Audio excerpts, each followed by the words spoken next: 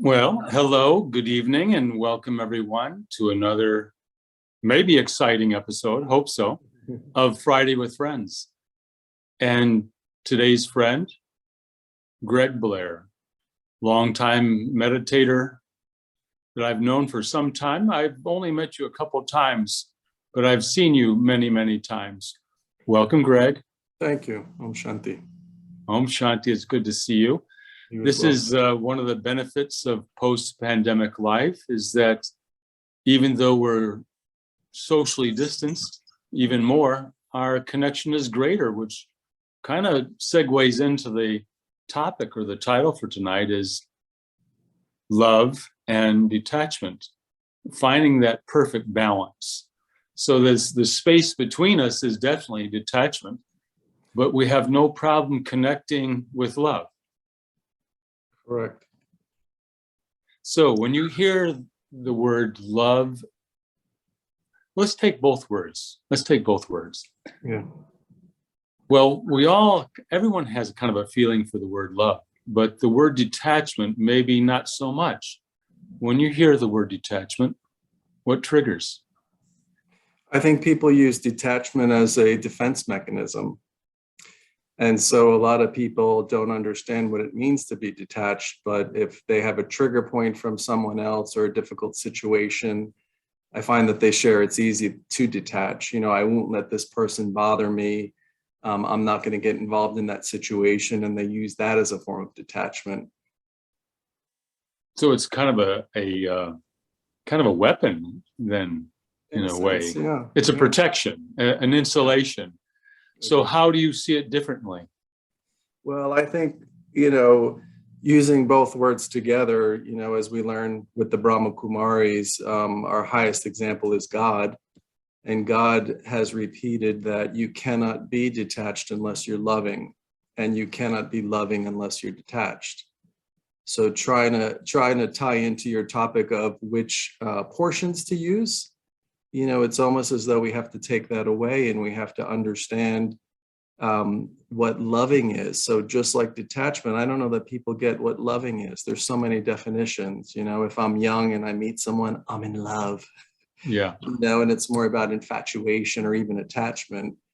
And then as we get older, I think our love becomes almost selfish, right? Because if you're my family, whether it's spiritual family or my Lokkic family, nuclear family, however I'm connected, it's easier to love along with the ups and downs, but it's much easier to love if I'm connected to someone. I don't know that we think about altruism. I don't know that we look at neighbors. I don't know that we look at coworkers and say that I love these people. So tonight's topic is quite interesting because everybody should really think about love in an altruistic form, and I would say get away from the mind. The symbol, we all know that beautiful symbol of the heart, and people do this today too, to show that I love you. And I think what often gets in the way of love in its purest form is the way we think. And so I would encourage everyone to get rid of everything that's up here and really come from the heart chakra where I'm not thinking, and remember that symbol of love and how the heart, the physical organ, helps pump through your body. And I would pump love to everyone I see. It's gonna be a practice, right? But the mind, again, that's the critical piece, because I can't love this one. This coworker is always late and annoys me, and this neighbor wants to do whatever. But imagine the benefit that I take when that chain is removed from around the heart, the chain that's, tied to the thinking.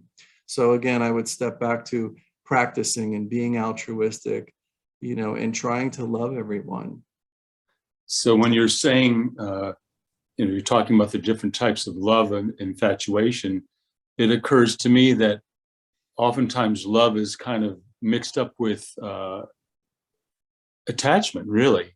I'm getting something, you're giving me something, and I love you because you're giving me something. And it's almost a transactional experience. Sadly, that's what it is. So the love, where does the love start? Yeah, that's a great question. I mean, how far back are we able to go?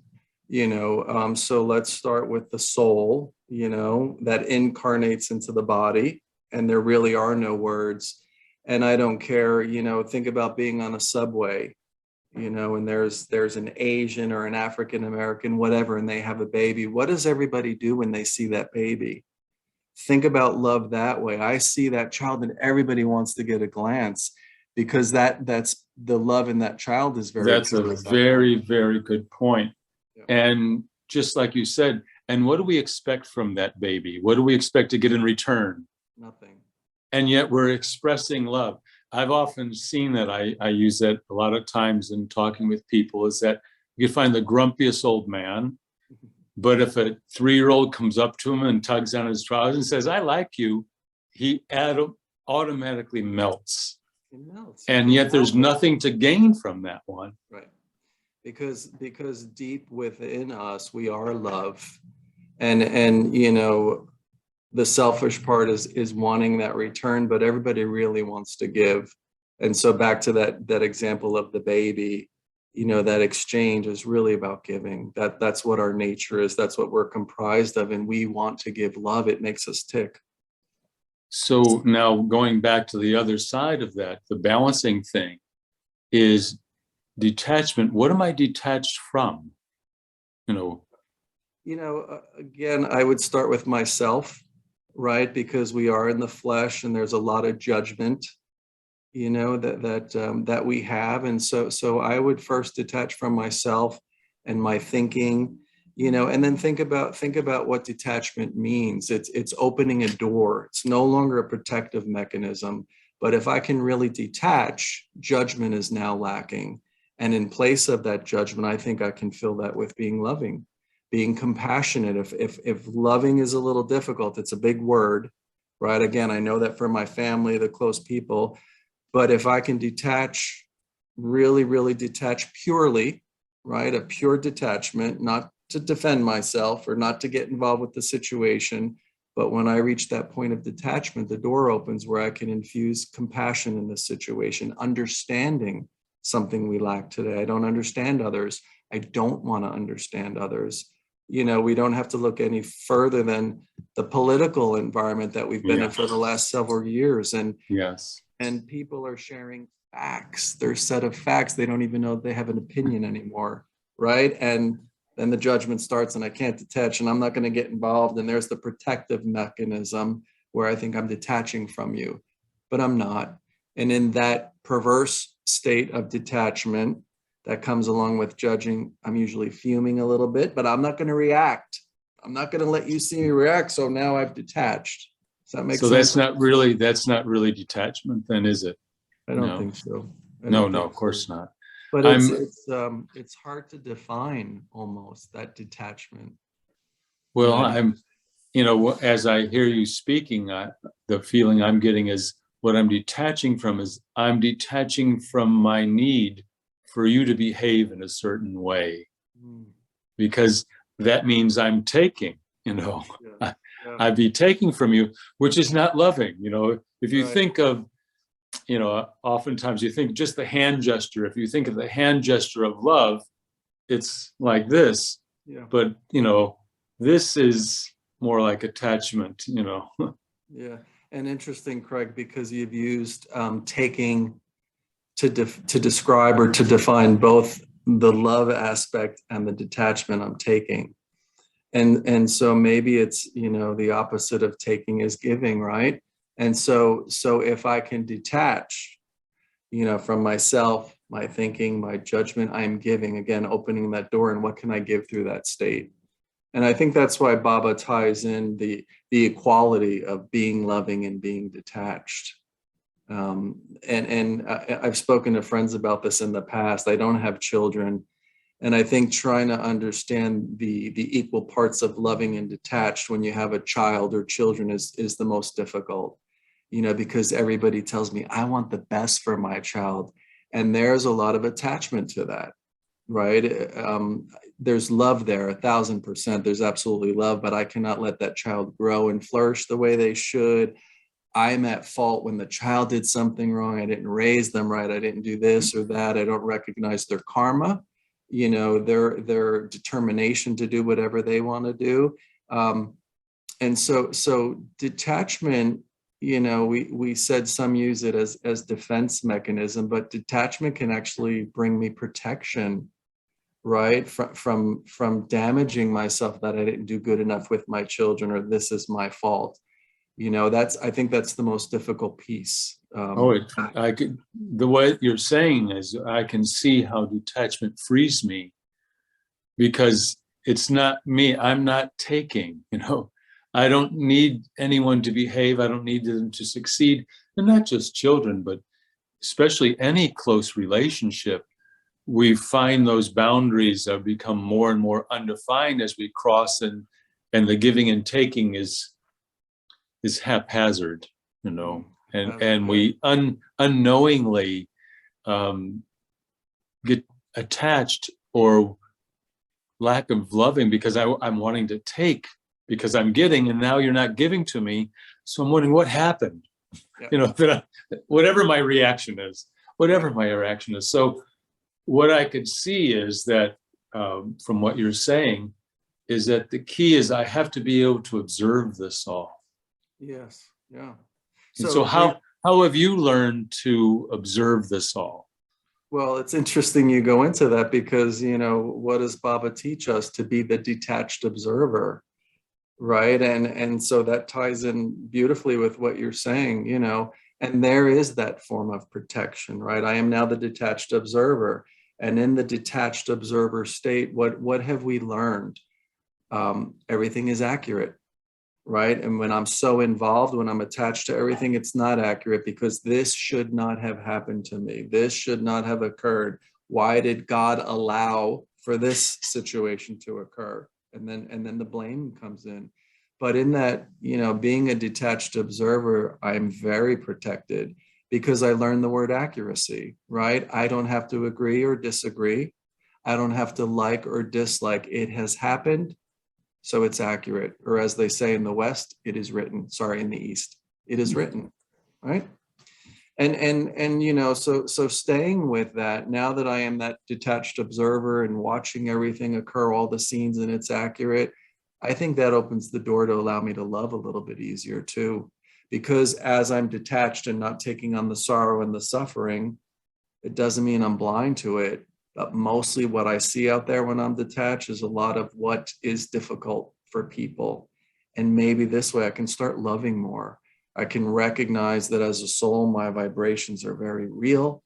They are spreading. And do I want to tap into the negativity, the sorrow, the suffering, the uneasiness? Or do I want to detach and say, what's needed? My spiritual energy has to uplift. So detachment can be very powerful. I see that, but that takes a lot of power to reach that state where what I can see is, again, what you're saying is, I can only be detached when I have something. I can't be detached when I'm needy, because then I need. But as I start to fill up myself, I guess I have to find love in myself in order to be detached from expectation from other people. And that's just not something that we're very well versed in our worldly relationships. No, we're not. But we can look at our life of love, or the quest for love, and then use a scale. And during these times of needing love, needing, taking, wanting, let's do the scale of happiness and sorrow, and how much has that scale been on the loving side, or on the, look back on life, right? And I would say it doesn't work. And so, one, let's have the desire to be loving and detached. Two, I think everyone knows, how long does it take to form a habit, Brother Craig? I think a month. Yeah, 21 days, 30 days. So, so if we're watching this program, how about a little commitment, over the next 30 days, that I really want to think about being loving and detached, equal amounts, Maybe I have to put a sticker on the refrigerator, a sticky, and on the mirror. And over the next 30 days, let's really be loving and detached, have the altruism filled with love, right? And then see with these scales, like, what do I look like now? Right. So I'm saying have love and make sure it's an altruistic form, but over the next 30 days, let's be a little selfish so that I can grow from this.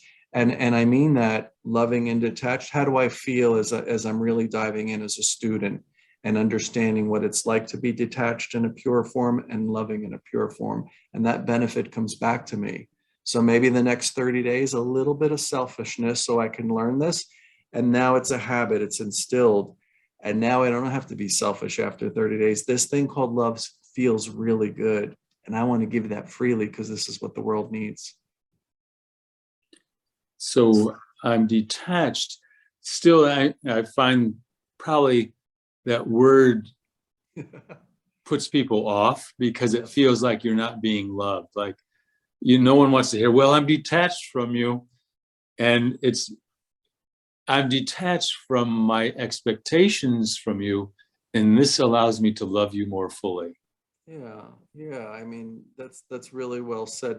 Maybe we should think about attachments to see the difference, And I'm sure not and it's not to pick on our sisters, but today, who am I, right? I am as others see me. And for a lot of my female friends out there, I'm seen with that Louis Vuitton bag on my arm.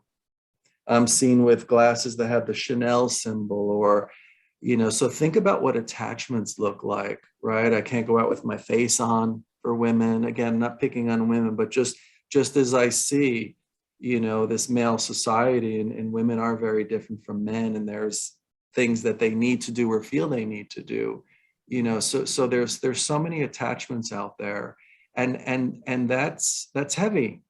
It's heavy to feel the need that I have to have my face made up so that I look differently or a certain way, or I have to be presentable even on the subway because my bag is a designer bag, whatever that is. So these attachments weigh us down. And so look at detachment as freedom from all these things that are weighing me down, freedom from questions, what others think, freedom from the judgments that I have about others or situations. And so I think we really need to look at detachment as being liberated, and start welcoming this is a really nice gift, detached from my title. How many titles do we have, right? Craig, you're a father, husband, your brother, Craig, to me, like, but my true core is what the soul is made of: peace, love, purity, bliss. And now when I have these titles and I'm walking around there out in the world and attached, I mean, it's painful. Well, you've given me one, and everyone else who's listening, is just detachment from my titles, which will cause me to stop and observe. And I think that's probably the starting place for all of this, is to just press the pause button for a moment. Like we're go, and here we are. You had a long day, and here you are. You're go, and then you hit. Here we are together, hitting the pause button, and it's refreshing. And so this is where your 21-day habit comes in. Is I have to love myself enough to give myself this time, this little space for which to observe what's going on just within my own personal world, inside my own head.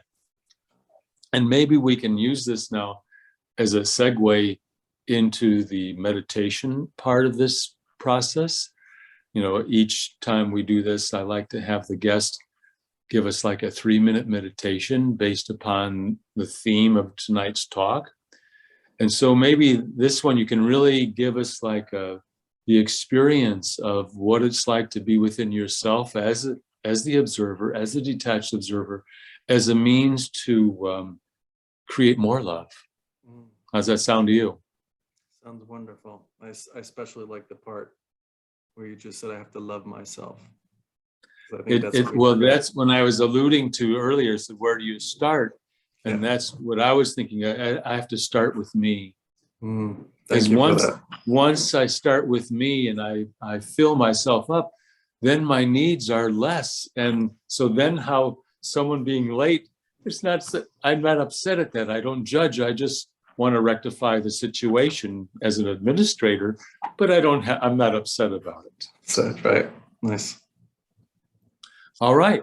So I'll leave that. Why don't you lead us in meditation as I Sure. sit comfortably and silently?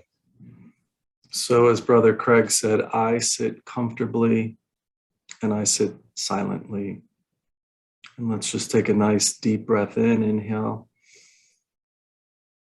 and just let everything go. Completely relax. I finally have a moment of silence, even though Gregg is speaking. And I take this moment of silence and I start by thinking about love. And I recognize that I have neglected to really give myself love. And so in this sacred space, I love myself. And I repeat that and I mean it. I love myself. I no longer judge myself or others. And I need only one example. Think of our beloved Father. No matter what my vision of God is, I know the quality of God, the highest quality is love. And God's love has nothing to do with judgment. And so when I think about loving myself, I say I'm perfect as I am. And I love myself freely and openly. And then honesty comes in. I'm perfect as I am, but there may be a little work to do. I'm going to enjoy this work that I do. And the work over the next 30 days is to think about really being detached. No more questions, no more judgment, no more commitments, no more running late. I'll do everything right because I'm detached. So if I have to go to bed earlier at night, that's what I'm going to do. And then when I wake up in the morning, just pause, fill myself with love. And I think each day, with all those whom I make eye contact, my first thought is to give love because I am detached. And in this detached state, there's true protection.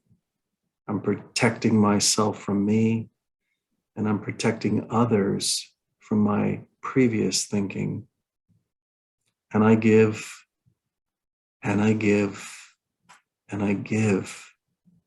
I know that when I give, it's like charging, recharging, filling the station, my heart station. Everything that I need comes back to me. And so I give more. There's no debits. I must give more love. I'm a spiritual soul. I'm on a journey. I can make others happy because I'm detached. I can put others at ease when I'm detached. And I know this feels good. There's a special vibration associated with being loving and detached. And as I look back on today, it was a busy day, no matter what I was doing. And I doubt that I was loving, and I doubt that I was detached. But I just want to think about the vibration of today in that busy state. And now I can see that there was depletion, and I was being drained of my energy. And so again, I'm going to look forward as I close out this meditation. I'm going to think about filling. This method helps me and it also helps the world. And so I will be loving and detached, and I will focus on equal parts of being loving and being detached. And as God says, I cannot be loving unless I'm detached, and I cannot be detached unless I'm loving. And now in silence, let's just close out thinking about that. I cannot be detached unless I'm loving, and I cannot be loving unless I am detached.